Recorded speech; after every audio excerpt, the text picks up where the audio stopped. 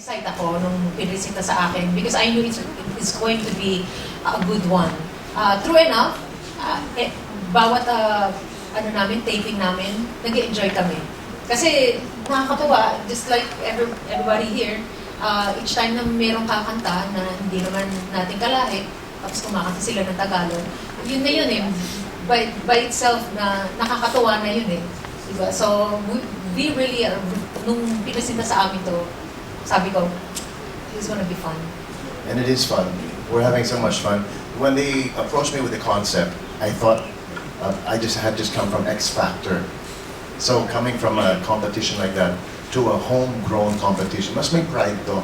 Kasi atin to, di ba? And not only that, I think I can speak for everybody. Not only are we finding talents, we're also finding the unsung heroes of missionaries, people who make a difference, people who help the less fortunate. These are the things that we don't see or read about often, and now they're just singing for us their favorite OPM song, not thinking that we will make pansin yung ginagawa nila dito sa Philippines. They're making a difference, and what makes a difference in our shows, we have, I think, the best host.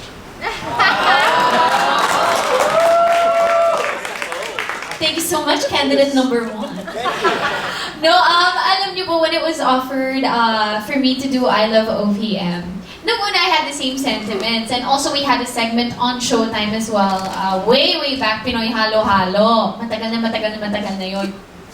But when it was presented to me, yung concept, yung puso na meron, kasi ikukwento mo yung buhay nila, ano yung connection nila sa Pilipinas, that's when I said, this is a totally different show altogether, where it not only showcases their talent, but the heart that they have for Filipinos, which for me was a big factor in it. Kasi, yun yung kwento na hinahanap ng mga tao, paano, yung kasi, kunwari ako, pag nanonood ako sa mga YouTube ng mga videos ng mga foreigners na nag-uusap ng diretsong Filipino, mas magaling pa sila mag-Tagalog kesa sa akin, naaaliw ako. So sabi ko, this will be a sure hit for sure. Kasi, alam mong natutuwa ang mga Pinoy pag nakakikita kayo ng ng dugong banyaga na nagsasalita ng diretsong Tagalog.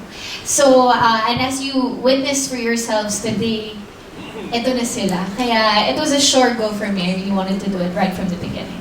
Simulat ng bata pa ako, halata mo na kapag naglalaro, kaya parang lahat ay nalilito. Magaling sa Chinese, kate at ko, mga labi ko'y pulang-pula, sa bubble gum na sinapa.